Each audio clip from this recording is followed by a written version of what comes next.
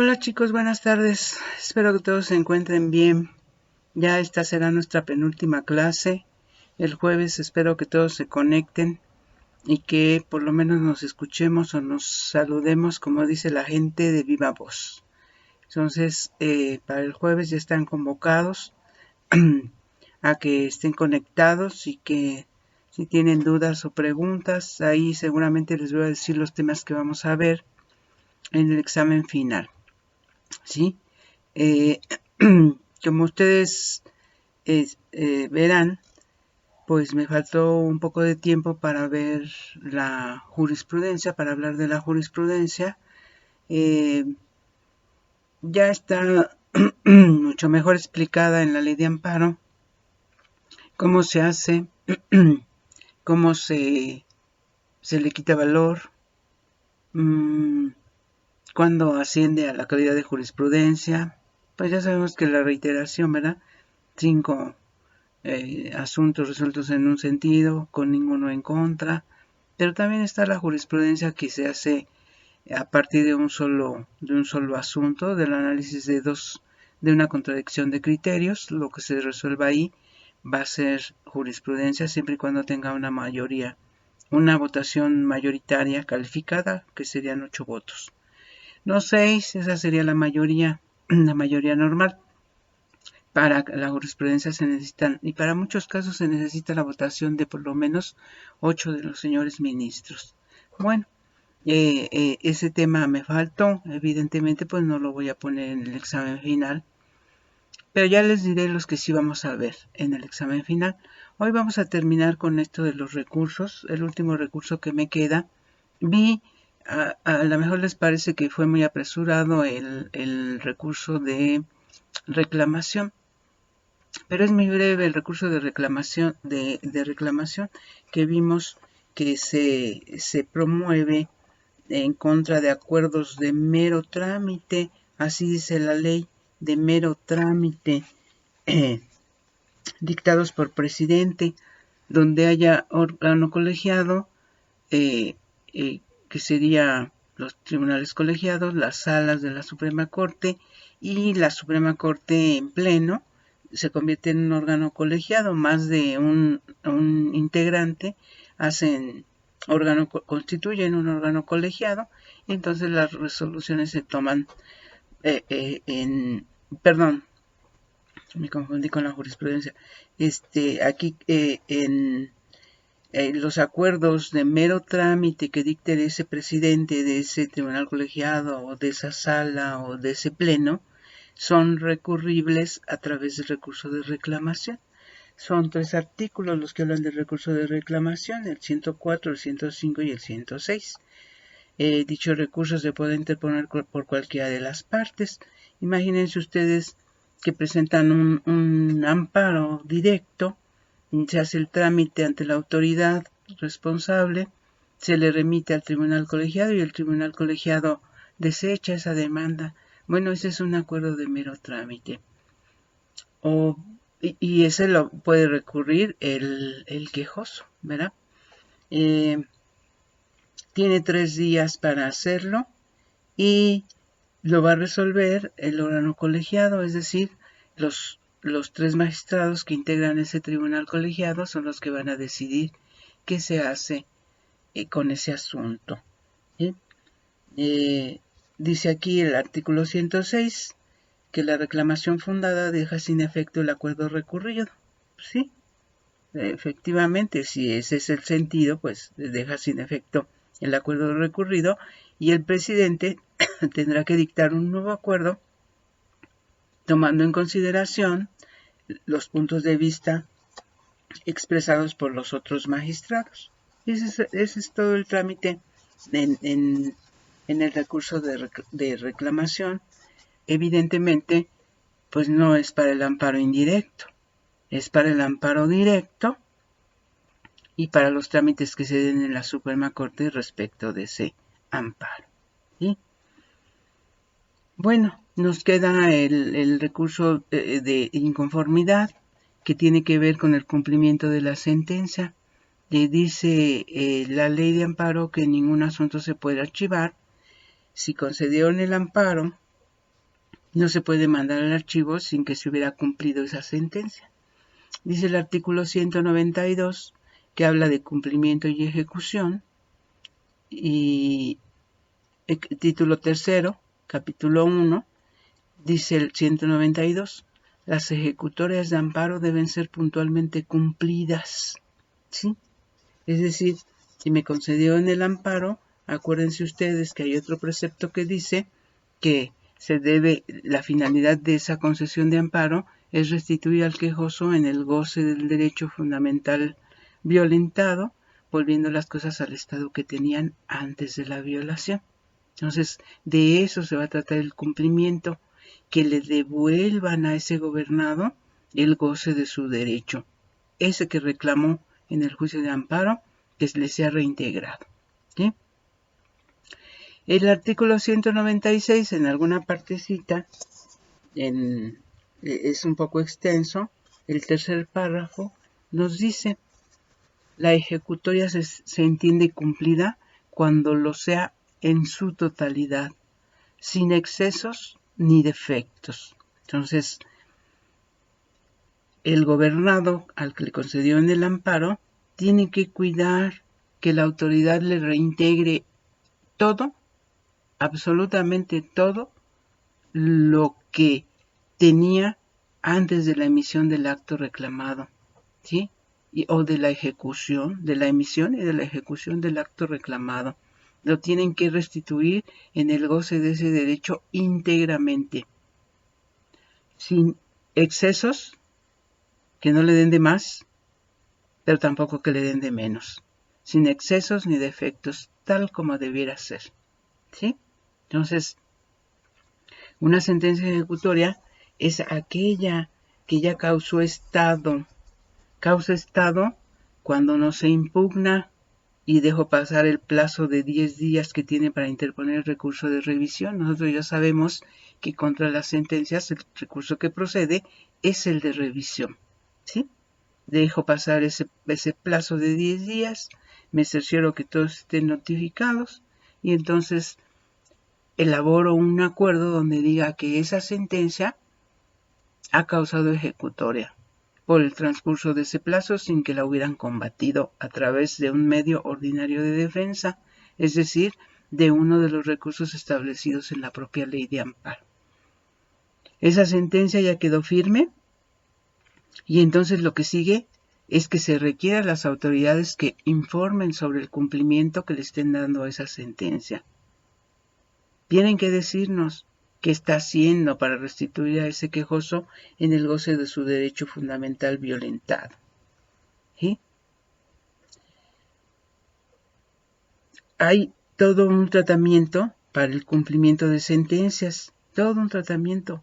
Puede haber exceso o puede haber defecto, me dieron de más o me dieron de menos. Y todo eso está regulado en la ley de amparo a partir del artículo que les leí, el 192. Son 8 artículos del 192 al 200 que hablan del cumplimiento de la sentencia ejecutoria. Una sentencia tiene que causar estado, tiene que declararse ejecutoriada para que se pueda pedir el cumplimiento. Hay diferentes formas de que cause estado o de que cause ejecutoria una resolución o una sentencia de un juez de distrito. Del tribunal colegiado, ahorita lo hablamos, pero de un juez de distrito, ¿qué se requiere? La sentencia de un juez de distrito nunca va a ser una sentencia definitiva. ¿Por qué? Porque admite recursos, ¿sí?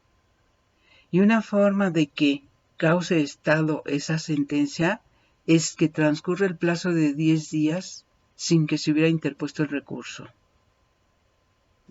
Como decía antes, dejo pasar ese plazo, unos días más, por aquello de que por ahí se hubiera quedado la promoción olvidada.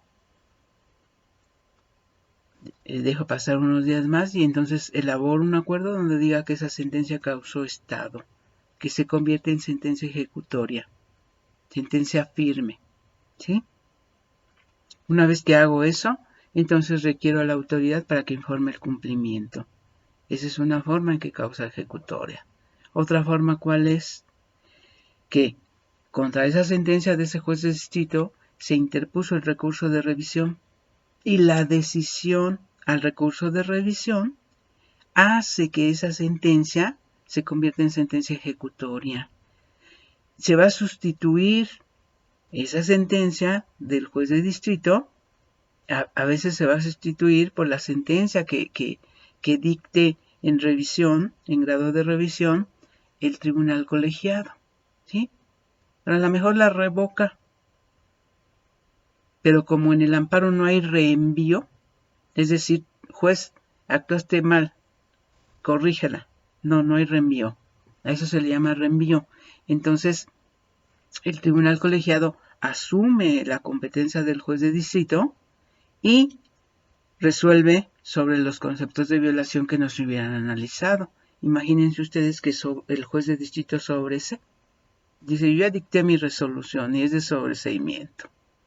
Interponen el recurso y le dicen al tribunal colegiado, fíjate que no debió sobreseer, esa causa de sobreseimiento que esgrime no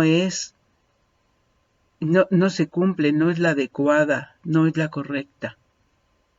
El tribunal colegiado analiza esos argumentos, determina que efectivamente no debió sobreseer. Y entonces, de acuerdo con la ley de amparo, el tribunal colegiado asume ese estudio, realiza el estudio de los conceptos de violación que se dejaron de analizar y resuelve. Y va a resolver concediendo o negando. Y alguien me puede decir, también sobreseyendo. Y le va a decir, sí, también sobreseyendo, pero por una causa distinta a la que esgrimió el juez federal. ¿Sí? Bueno, el artículo 201 son 3 artículos que hablan del recurso de inconformidad. No crean que está sencillito, ¿eh? Y luego van a ver por qué. El recurso de inconformidad procede contra la resolución que 1. Tenga por cumplida la ejecutoria de amparo en los términos del artículo 196. Fíjense, que el juez de distrito emita un acuerdo donde diga que requeridas las autoridades responsables le informaron que dio un cumplimiento en tal sentido y que por lo tanto está cumplida esa sentencia. ¿Sí? Bueno, contra ese acuerdo procede el recurso de inconformidad, porque puede ser que el quejoso o que el tercero interesado digan no es correcto, porque ese cumplimiento no se ajusta al contenido de la sentencia. Entonces, interponen su recurso de inconformidad. Fracción 2. El recurso de inconformidad procede contra la resolución que declare que existe imposibilidad material o jurídica para cumplir la misma u ordene el archivo definitivo del asunto. Un acuerdo donde el juez de distrito o el tribunal colegiado decidan que es imposible que se cumpla esa sentencia, ya sea material o jurídicamente, y que en consecuencia ordene el archivo del expediente, bueno, el que tenga interés va a interponer su recurso de inconformidad. ¿Sí? Fracción 3. El recurso de inconformidad procede contra la resolución que declare sin materia o declare infundada la denuncia de repetición del acto reclamado. Puede ser que al gobernado le hubieran concedido el amparo para ciertos efectos y la autoridad, en lugar de hacer una nueva decisión, una nueva resolución analizando todo lo que ordenó el tribunal colegiado, solamente le cambia la fecha a ese acuerdo o a esa resolución, y a eso se le llama repetición del acto reclamado. Es lo mismo, el mismo contenido que el anterior, respecto del cual le concedieron el amparo. A eso se le denomina repetición del acto reclamado. Bueno, cuando se declare sin materia o infundada la denuncia de repetición del acto reclamado, procede el recurso de inconformidad. Y fracción cuarta, el recurso de inconformidad procede contra la resolución que declare infundada o improcedente, fíjense bien, la denuncia por incumplimiento de la Declaratoria General de Inconstitucionalidad. ¿Se acuerdan ustedes que hablamos de la Declaratoria General de Inconstitucionalidad? Que la Corte resuelve un asunto, resuelve dos, en los dos ha dicho que esa norma es inconstitucional, lo avisa al legislador para que haga algo, no hace nada. La Corte para ese tiempo ya hizo jurisprudencia respecto de sus asuntos y entonces le dice tienes 90 días para que hagas algo respecto de esa norma. La sacas del ámbito jurídico, la derogas, la modificas, la abrogas, haces algo respecto de esa norma. No lo hace el legislador, entonces la Suprema Corte, en una Declaratoria General de Inconstitucionalidad, lo hará. Y esa declaratoria es para todos nosotros, nos beneficia a todos. 5 fueron al amparo, sí, se hizo la jurisprudencia o se hizo la Declaratoria General de Inconstitucionalidad, pero esa declaratoria tiene el efecto de una ley, es decir, a todos nos protege esa disposición, que no se nos aplique esa disposición que dicen que es inconstitucional. Bueno, acuérdense ustedes que cuando eso pasa, se hace una denuncia. El gobernado que se sienta afectado por la aplicación de un precepto que fue declarado inconstitucional a través de la Declaratoria General de Inconstitucionalidad, hace una denuncia, ya no interpone amparo, hace una denuncia del juez federal, el juez federal determina si efectivamente se está aplicando nuevamente esa disposición que dijo la Corte que es inconstitucional.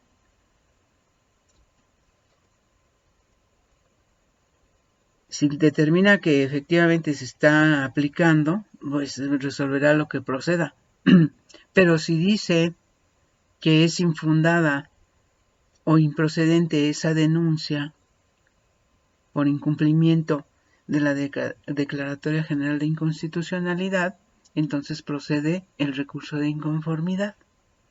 Las 3 primeras fracciones conoce el Tribunal Colegiado de Circuito, superior jerárquico del juez federal, ¿sí?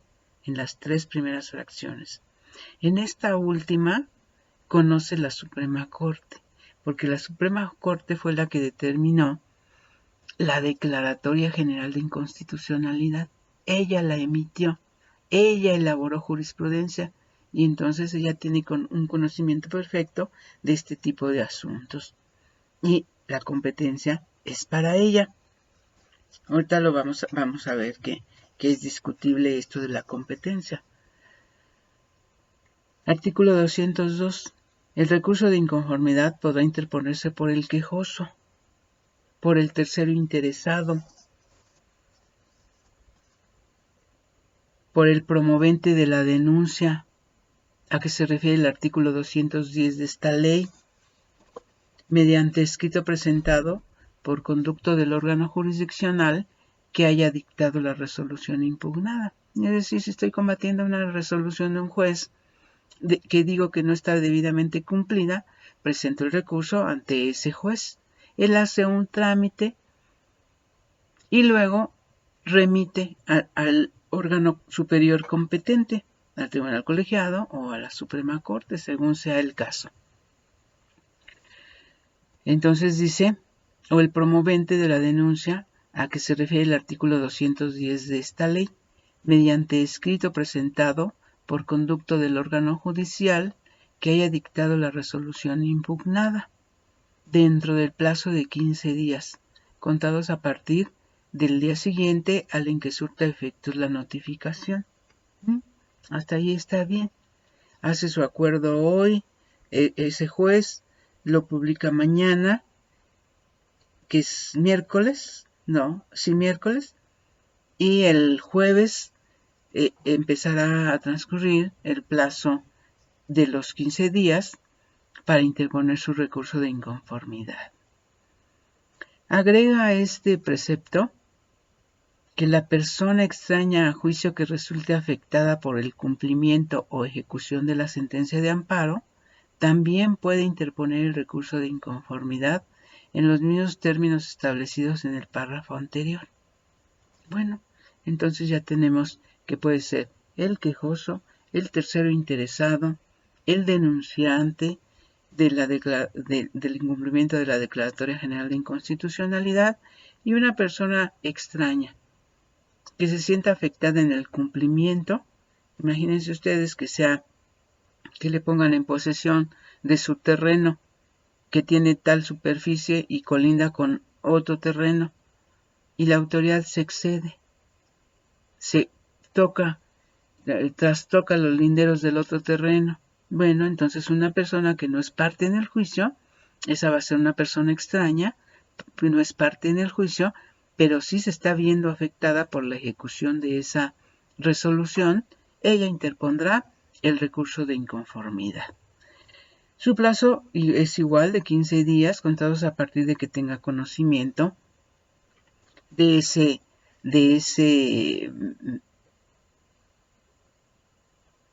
cumplimiento incorrecto, no hecho de una forma muy estricta. Entonces él también puede interponer su recurso de inconformidad. En un último párrafo nos dice este artículo 202 que cuando el amparo se haya otorgado en contra de actos que importen peligro de privación de la vida, ataques a la libertad personal fuera de procedimiento, incomunicación, deportación o expulsión, proscripción o destierro, extradición, desaparición forzada de personas o alguno de los prohibidos por el artículo 22 constitucional, así como la incorporación forzosa a la Armada o Fuerzas Aéreas Nacionales, la inconformidad podrá ser interpuesta en cualquier tiempo.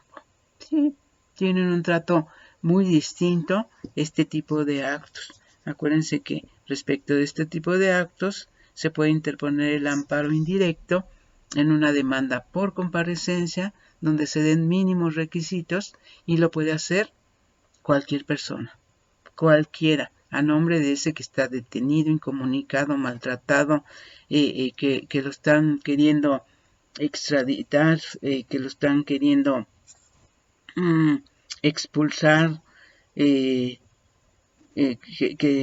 le aplican la proscripción o el destierro, en fin, todos esos actos tienen un trato muy distinto en la ley de amparo y de una preferencia pues mayúscula como debe ser, ¿no? Creo yo. Imagínense ustedes, incluye aquí la desaparición forzada de personas. Bueno, son casos excepcionales graves, ¿sí? Entonces esa inconformidad la pueden presentar en cualquier tiempo.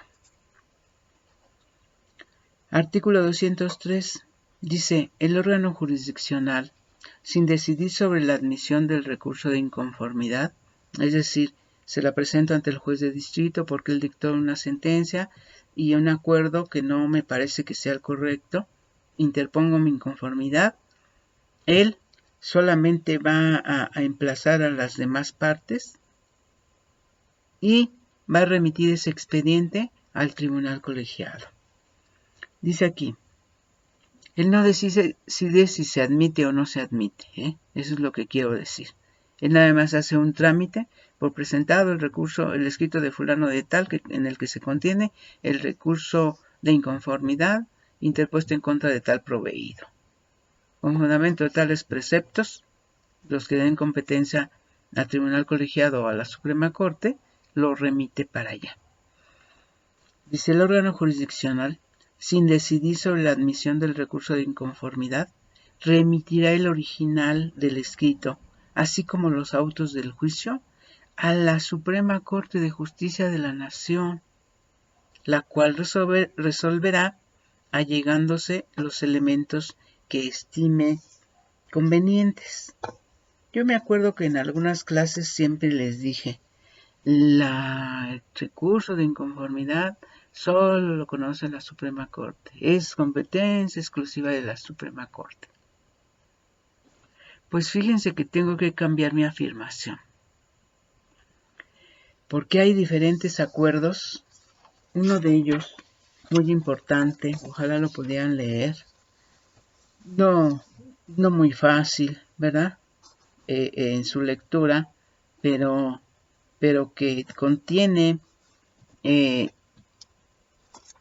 las disposiciones relativas a la distribución de competencia de la Suprema Corte, la Sala, los tribunales colegiados, ellos, ¿sí? Los jueces casi se quedan intocados con su propia competencia, que es mucha, pero la Suprema Corte, como nuestro máximo intérprete de la Constitución y de las leyes que de ella emanan, la Suprema Corte, en esa pretensión de perfilarse como un tribunal constitucional, que solo conozca, como dicen las tesis del recurso de revisión cuyos registros les envié, que solo conozca de aquellos asuntos realmente importantes y trascendentes para la vida nacional, y con la facultad que le da la Constitución, emite acuerdos generales donde redistribuye su competencia, y entonces la inconformidad pues ya no nada más es exclusiva de la Suprema Corte, ¿sí? Es el acuerdo 5/2013, si tienen oportunidad léanlo y van a ver que ahí la Corte nos dice, de estos asuntos ya no voy a conocer. Está bien que se trate de inconstitucionalidad de normas, pero yo ya me produje, ya tengo un criterio al respecto, y entonces es competencia de jueces de tribunales colegiados de circuito, ¿sí? Y así le va fortaleciendo y abundando la competencia de los tribunales colegiados, de tal modo que los tribunales colegiados tienen una competencia muy amplia, que no la encontramos toda ni en la ley de amparo ni en la ley orgánica del Poder Judicial de la Federación, que tenemos que irnos a leer estos acuerdos que emite la Suprema Corte con uso de sus facultades para redistribuir sobre todo competencia. Este se llama Instrumento Normativo, aprobado por el Pleno el 5 de septiembre de 2017, por el que se modifican y dice una serie de puntos del acuerdo. Dice, todos esos puntos del Acuerdo General número 5/2013, de 13 de mayo de 2013, del Tribunal Pleno de la Suprema Corte de Justicia de la Nación, relativo a la determinación de los asuntos que el Pleno conservará para su resolución y el envío de los de su competencia originaria a las salas y a los tribunales colegiados de circuito. Y entonces en este acuerdo dice con qué se va, de qué asuntos va a conocer la Suprema Corte en pleno y cuáles asuntos delega competencia en salas y respecto de cuáles delega competencia en tribunales colegiados. Entonces tenemos que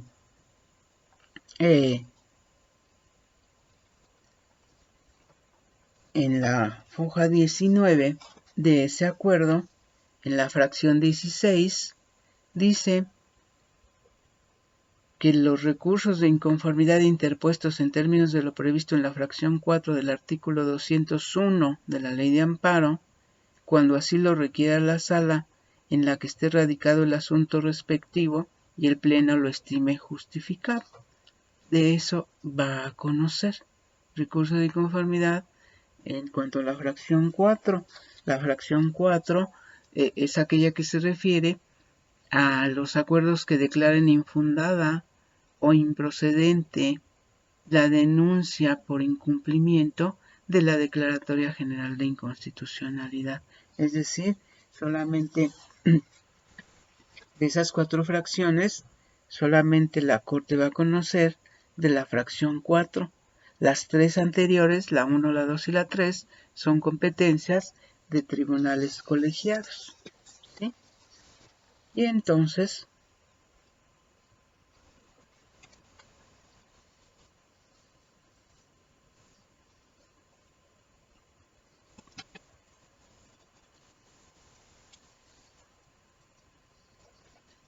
en el punto 8 nos dice que los amparos en revisión y los recursos de inconformidad interpuestos en términos de lo previsto por las fracciones 1, 2 y 3 del artículo 201 de la Ley de Amparo, derivadas de sentencias dictadas en amparo indirecto, se enviarán directamente al Tribunal Colegiado de Circuito que tenga jurisdicción sobre el juez de distrito o el Tribunal Unitario de Circuito que hubiese dictado la resolución respectiva. Entonces, en amparo indirecto, ¿verdad? Se refiere, punto 8, en el número 1, se refiere a los supuestos a que se refieren las fracciones 1, 2 y 3 del artículo 201 y que tienen que ver con el amparo indirecto. Entonces esos va a conocer el tribunal colegiado. En el punto 4, así se los salta, aquí se los puedo enseñar. Del punto 4, del punto 4, nos dice que los recursos de inconformidad interpuestos en contra de las determinaciones de los presidentes de los tribunales colegiados de circuito que tengan por cumplida una sentencia de amparo directo,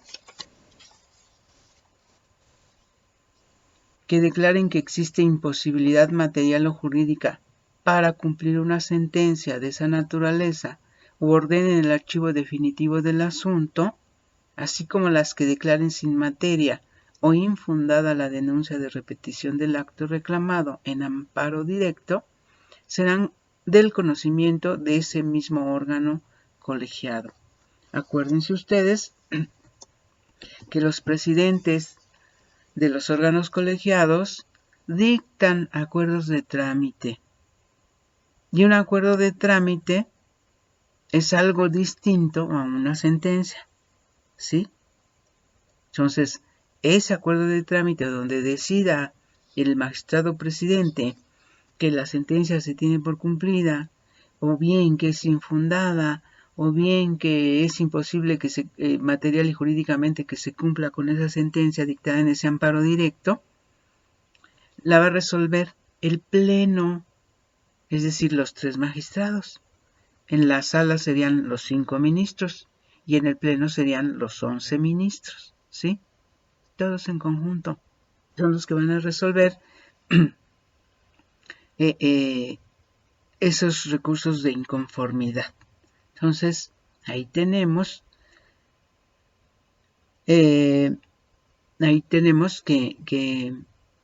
ya la competencia delegada en recurso de inconformidad en las 3 primeras fracciones del artículo 201 es para los tribunales colegiados y que la Corte tiene la competencia para cuando se declare infundada o improcedente la denuncia por incumplimiento de la Declaratoria General de Inconstitucionalidad. ¿Sí?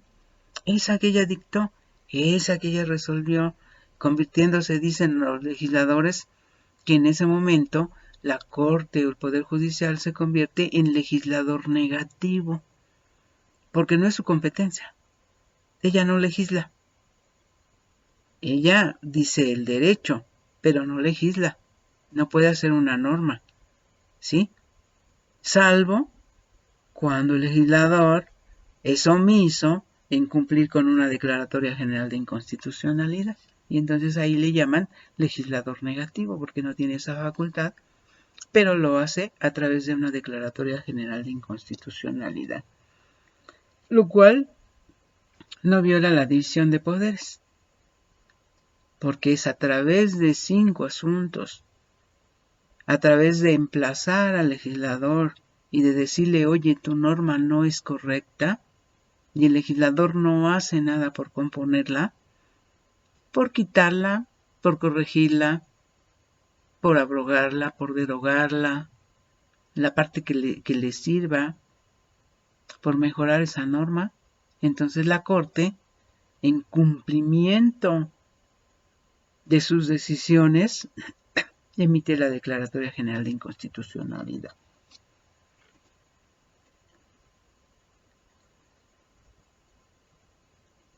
Cuando se trate de la fracción tercera en que se declare sin materia o infundada la denuncia de repetición del acto reclamado, entonces, en esos casos, el tribunal colegiado va a hacer un análisis y va a determinar si efectivamente es fundada o es infundada esa denuncia de repetición del acto. De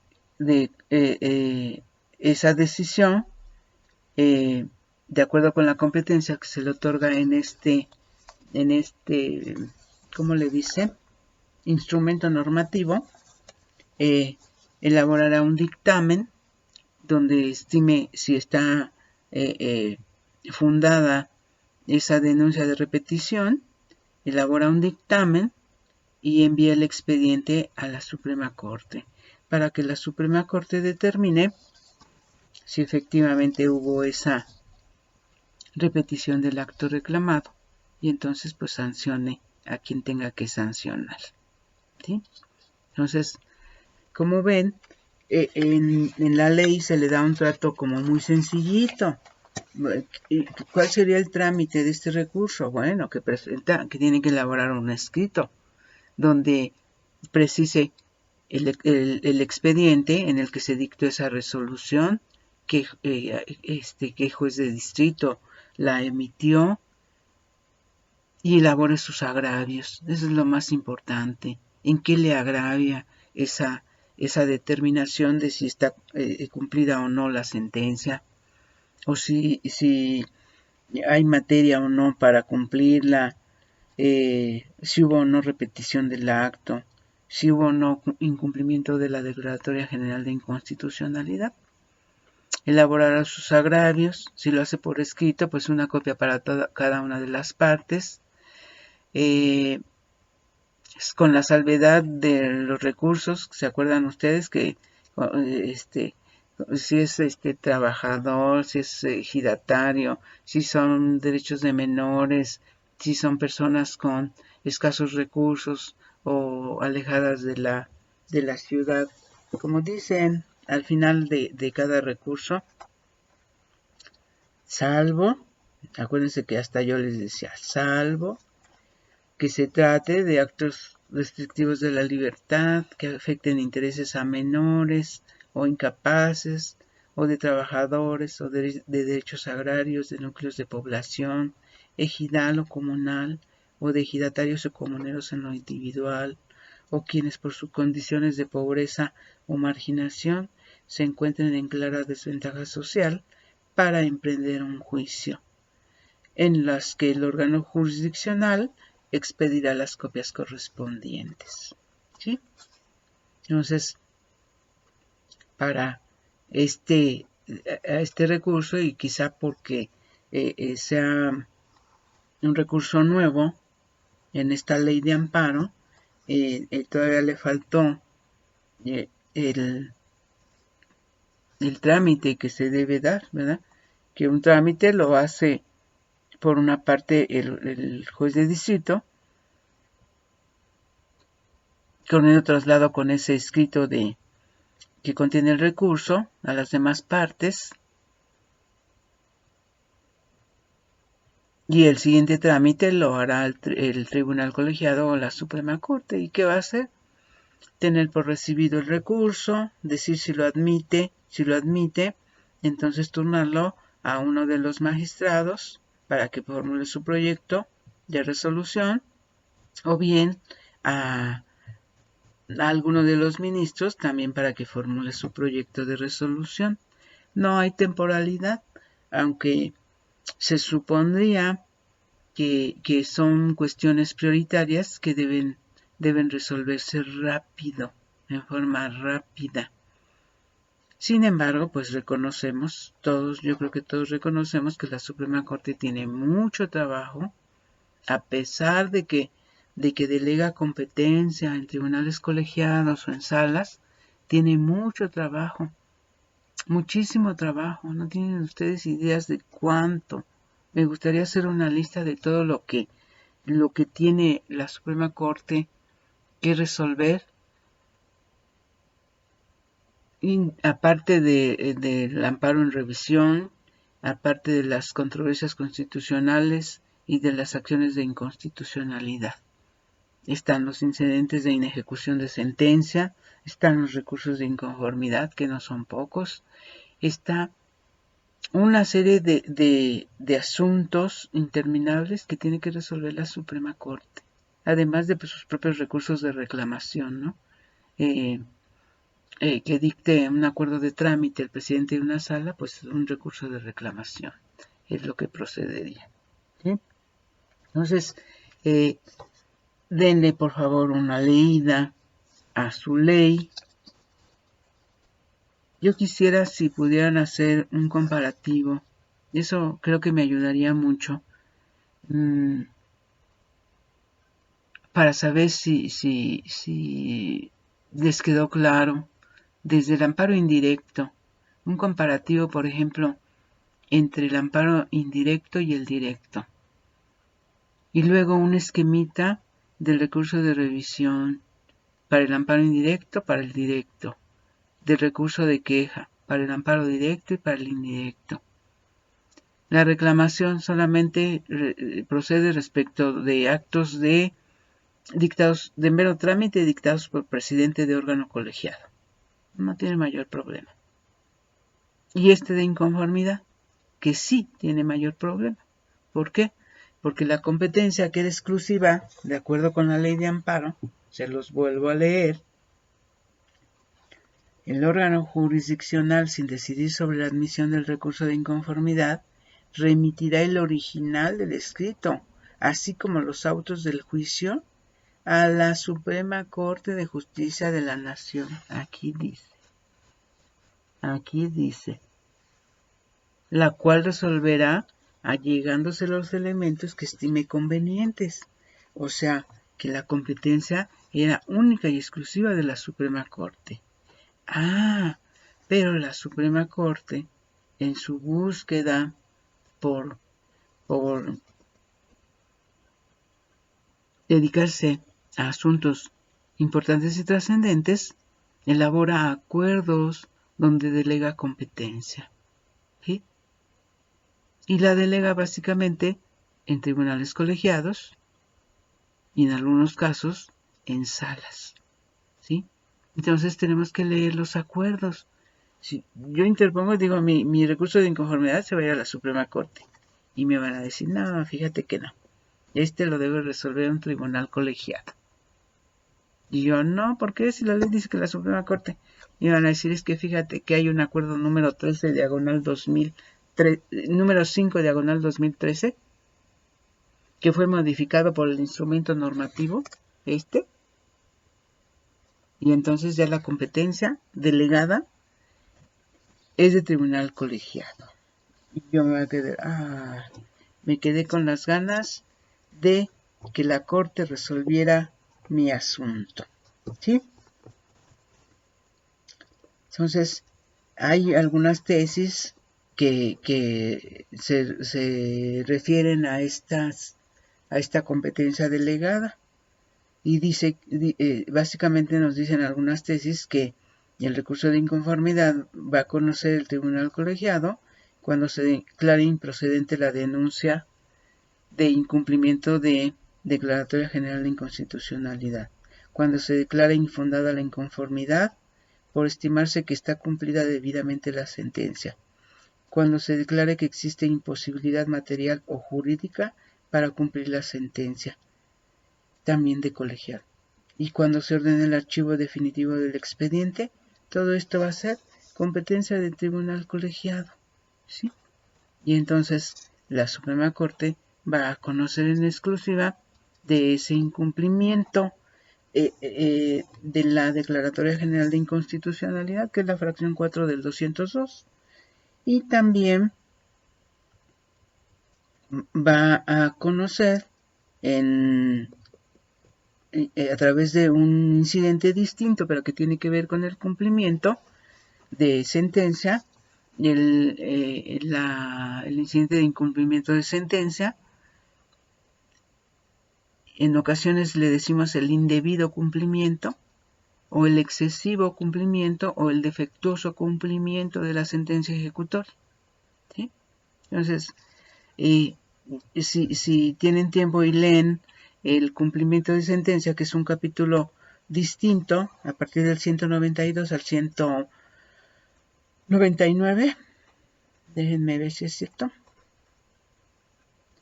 192, efectivamente, no, al 198, van a ver que ahí habla del cumplimiento, de cómo se debe cumplir, de cómo se estima que una sentencia queda, decían antes, cabalmente cumplida o debidamente cumplida, sin exceso ni defecto. Entonces ahí viene todo un procedimiento que incluso puede culminar con la destitución de la autoridad responsable que no quiera cumplir, que con evasivas o con un luego, o no tengo tiempo ahorita, o no tengo una partida para pagar lo que rompí, puede concluir ese incidente con la destitución de esa autoridad, ¿sí? Bueno, no se les olvide que el jueves nos vamos a encontrar, espero que estén todos, que me saluden todos, y que si tienen dudas, pues me las hagan saber. Y también espero, aparte de confirmarlo por escrito, qué temas va a comprender el examen final. Muchas gracias, chicos, cuídense mucho. Nos vemos pronto.